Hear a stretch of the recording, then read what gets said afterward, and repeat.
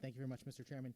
I have a few more technical questions, and then we can get to the substance of the policy decision that's being made here. I'm just trying to follow all of the state agencies, commissions, and people involved in this relatively short bill proposal. It's only a few pages long, but there's a lot of people being appointed to different things.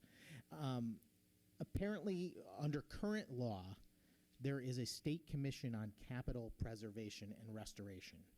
And the purpose of this bill is to change that commission's purview and give them new instructions. But my understanding, looking at the appointment of the people involved, that the current breakdown would be 10 Democrats to 2 Republicans. And maybe somebody might correct me on that if they add it up. I just did it very quickly. But it looks like there's only 2 minority appointments, and that's the House and Senate minority leader, and there are 12 people total.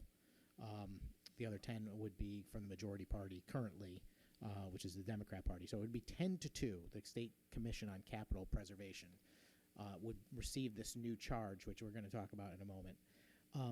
And then there is going to be created in Section 3 a new State Historical Commission, which is an independent body within the legislative department for administrative purposes only, and that commission shall examine and make recommendations to the 3 branches on questions of memorialization and commemoration related to Connecticut and United States history. It sounds to me like we're going to have competing people advising legislative management, which is the third body that is addressed also in Section 1, and that is current law, though that might have a minor change to it. But this new State Historical Commission, when I try and add up those members, and I didn't quite get to do it, but it looks like it's about the same thing. Another, is it 7 to 6, Madam Chairman? Okay, I'll take your word for it. I couldn't do it that quickly. I got, I think 8 to 4 when I did it, but we can double check that. The reason why I bring up these commissions and these members is because I just feel like when it comes to, a topic like determining whether or not something is of historical value or should be memorialized or commemorated, it seems to me that that's something that ought to have broad support, and it ought to be done in a bipartisan fashion. And I just don't get that impression from here.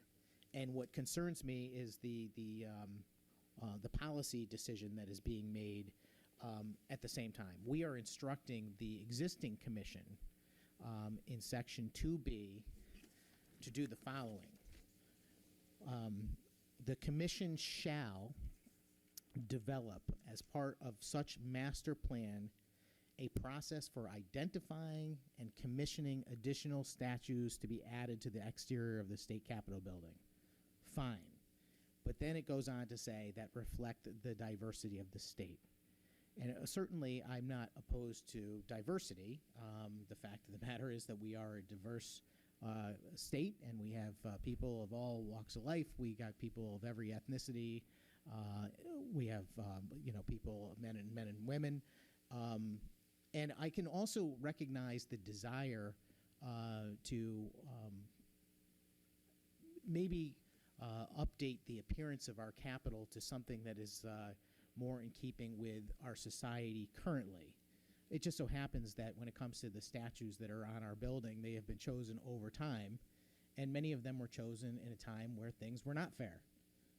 When women didn't have the right to vote, for example, much less serve as governor of the state of Connecticut. And I would say that was wrong then, as it's wrong now. But that's a matter of history.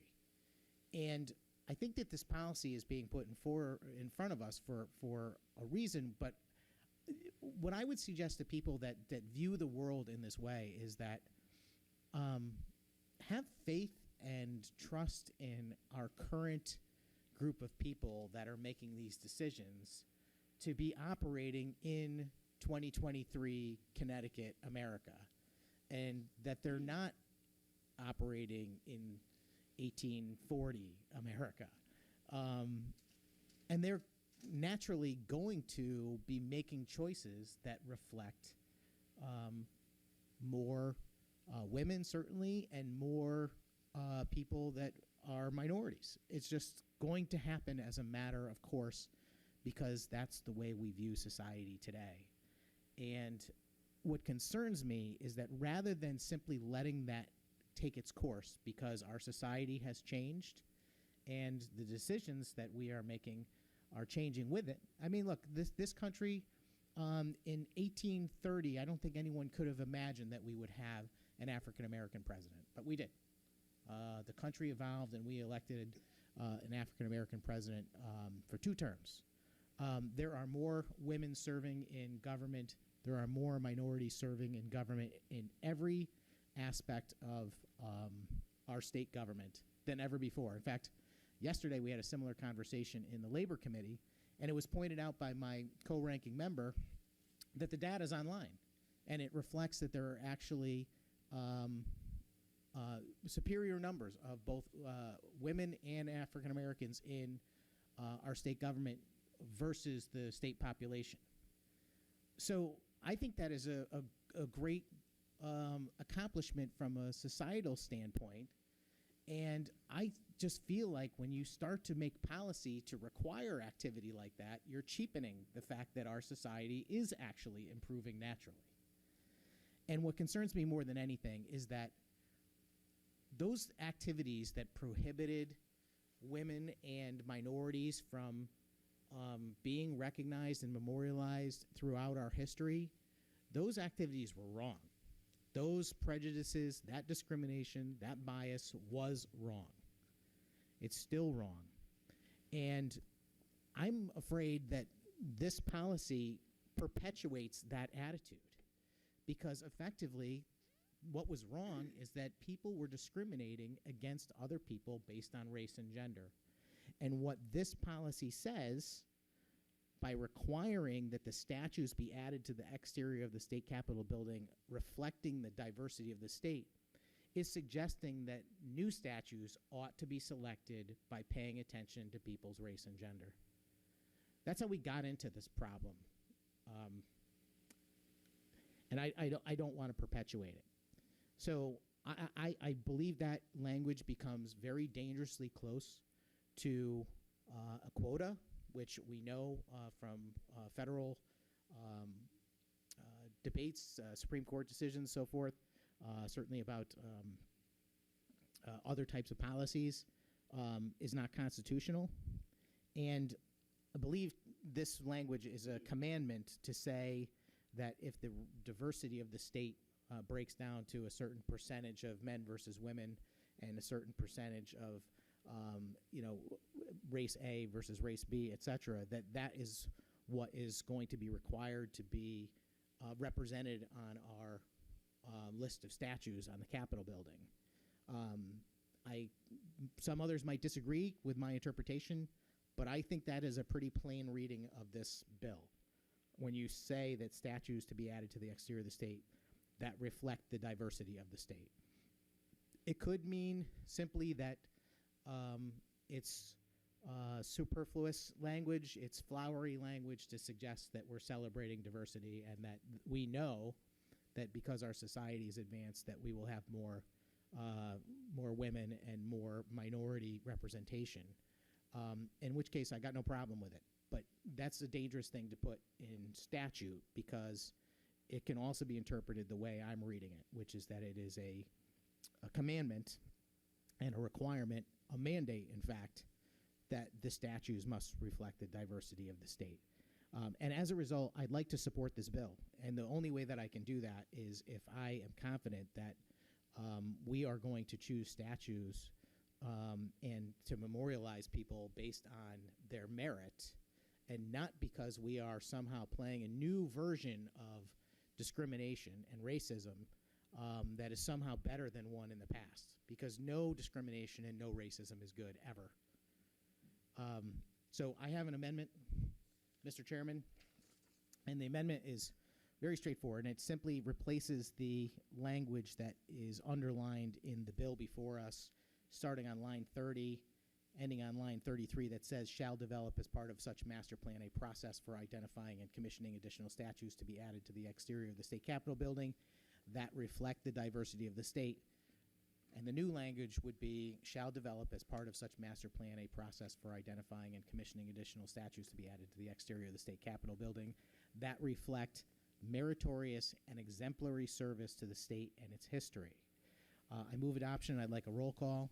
And I believe, Mr. Chairman, that this will absolutely mean that there will be more women and more minorities reflected in those choices in the future because our society has advanced, and that we don't need to be creating quotas or some additional policy that requires people to view race and gender when making these decisions. Merit should be the deciding factor when whether people should be commemorated or not. Thank you. Thank you, Senator. The amendment is moved. Is there a second? Representative Mastrofrancesco seconds. Is there further comment on the amendment from members of the committee? Seeing none, I'll just offer my own. I appreciate the sense that statues and other memorialization in our capital and elsewhere should be for meritorious and exemplary service. I think that is implied in the fact of us creating statues or other recognition. Statues and other forms of recognition or memorialization in official buildings or on official land are pretty much always considered to be a celebration of the individuals involved, and I believe that this would continue to highlight the service of those who have done meritorious and exemplary things.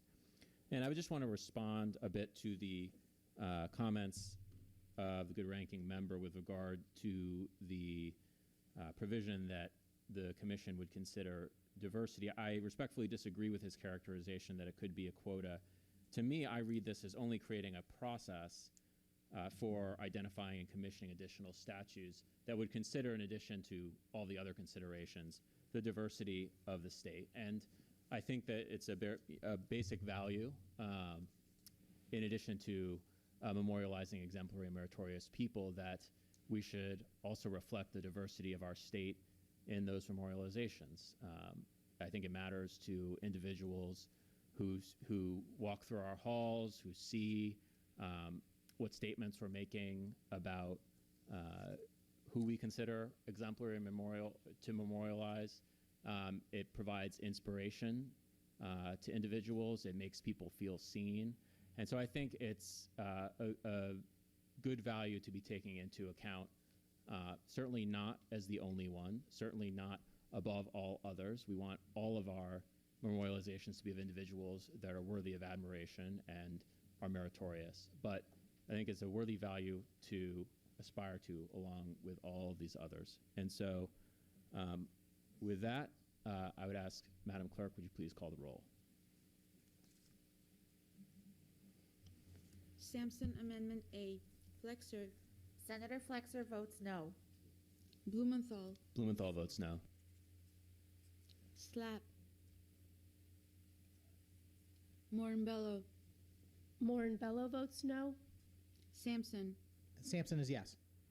Mastrofrancesco. Mastrofrancesco is yes. Burger Gervalo.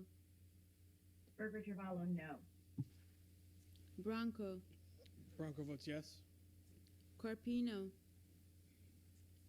Haddad. Haddad votes no. Hoxa. Hoxa votes yes. Kana. Kana votes no. Labriola. Marks. Senator Marks votes no.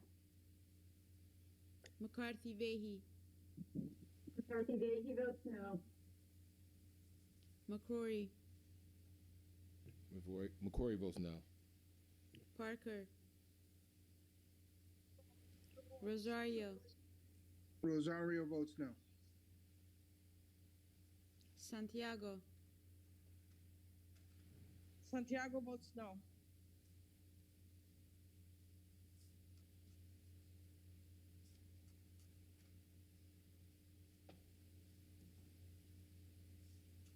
All set, Mr. Chair. Thank you. Thank you, Madam Clerk. Whenever you're ready, would you please announce the tally? 4 yea, 11 nay, 4 absent. Thank you, Madam Clerk. The amendment fails. Senator Sampson, you have the floor. Thank you very much, Mr. Chairman.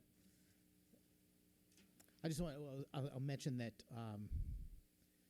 serving in the legislature in a partisan legislature is in some ways a tremendous gift because I get to do something that a lot of other people don't get to do, and that's not just serve in a lawmaking body, but it's also actually to get to know people that have an entirely different worldview on a more personal level, and to even become friendly with them, and trying to find a way to respect their views and hopefully have that respect reciprocated. And I feel like we have that on this committee, and I appreciate that very much. But I will also say that it's somewhat of a curse because you also realize that no matter how hard you try sometimes to understand people that have a different worldview and how they see things, you just can't do it. And they probably feel the same way about me and others. And this bill is a very good indication of that. I don't know how we could be so far off in our view, but we just simply do. And I'm trying very hard to understand why my amendment, which I think is extremely straightforward, and the case that I made for it would be rejected. I would really like to support a bill like this. Mr. Chairman, I would just suggest, number one, that the commissions that are established that we talked about early on in this conversation do need to be more even-handed. I think that they are very much weighted towards the majority. The existing commission, as we said, is currently 10 Democrats to 2 Republicans. And the new commission, I don't know what we ultimately said, but I think that it's nearly the same kind of weighting. So I'm hopeful that we can work together on this policy and maybe come up with something that is a little bit more neutral as far as the makeup of those commissions, simply because if we're going to be focused on memorializing individuals and commemorating their service to the state of Connecticut, that's something that I think it would be prudent for everyone to agree on, and not simply decisions made by one majority that has a significant advantage over the minority. And I will just reiterate my concern about the language in the bill. The chairman mentioned that this is about creating a process, and he's absolutely right. The word process is right in the language. And the fact is that when you develop a process for identifying and commissioning additional statues to be added to the exterior of the state that reflect the diversity of the state, that means that process has to take into consideration the diversity of the state to make those determinations. As I said, I believe our society has advanced dramatically, and the injustices of the past, while they have not been completely corrected, we are on a journey, starting with the Declaration of Independence, which presented a beautiful idea that was not realized at the time. All men are created equal, and some advancement along the way. The Civil War, as ugly as it was, advanced that cause, and Lincoln recognized that at the time.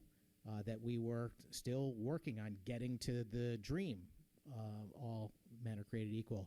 Martin Luther King Jr. also, another key person in our history that moved us closer to the dream of getting us to a place where our country is reflective of those ideals laid out in the Declaration. And I would like us to keep moving in that direction. For me, the way to do that is to stop playing the gender and race card every day in our lawmaking. It ought to be to put that aside and make a point of recognizing that we are advancing, that more and more people who are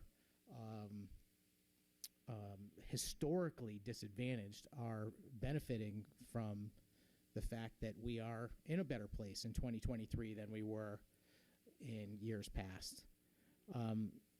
I think that this bill creates a quota system instead of recognizing that we are good enough to make smart choices and that our future decisions would reflect more women and more minorities, simply as a result that we are better people today and we live in a better society than in the past. So I'm disappointed that my amendment was not adopted. And I will continue to do my best to try and understand my colleagues and how they view the world. And I hope they will do the same for me, because I know that each of us here are all interested in the same thing, which is pursuing the best version of our country and its people that we can have. Thank you, Mr. Chairman.